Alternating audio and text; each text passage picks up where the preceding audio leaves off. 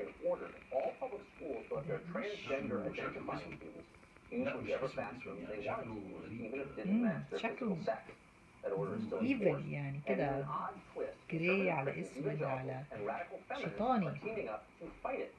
Kara Dansky is the board chair for Women's Liberation Front. It's a self-described radical feminist group that strongly opposes President Obama's order, and she joins us now. Kara, thanks for joining us. Thanks for having me. Normally, people describe someone as a radical feminist, and they will take offense, but you describe yourself that way. Well, you might describe someone and they might take offense, but I'm proud to call myself a radical Interesting. feminist. So I just want to establish that you are not on the right at all in No. any way, and yet you've No. made common cause with people who are. Agreed. The line that struck, I was reading your views on this, the line that struck me was, this is more than about bathrooms. What does that mean? This goes far beyond bathrooms, and so when people talk about this as a bathroom bill or a bathroom controversy, it's really not about that for us.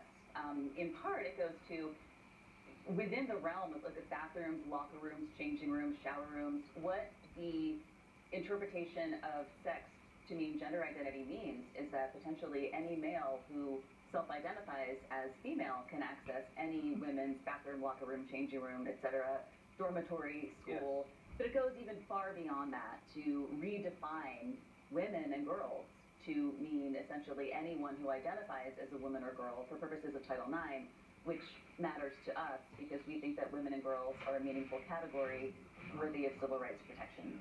You go on to say, this is about the erasure of women and girls. What does that mean, the erasure?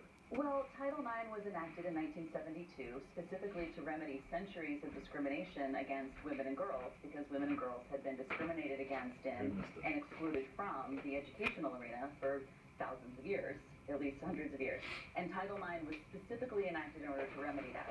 But now, if we define sex under Title IX to mean gender identity, what we're essentially saying is that women and girl can mean anyone who self-identifies as Right. a woman and girl, which renders the category women and girls meaningless as a category. And it goes further than that. We see this in language all throughout society. We see, for example, women are no longer allowed to talk about body parts. We're not allowed to talk about pregnant women. We have to talk about pregnant people.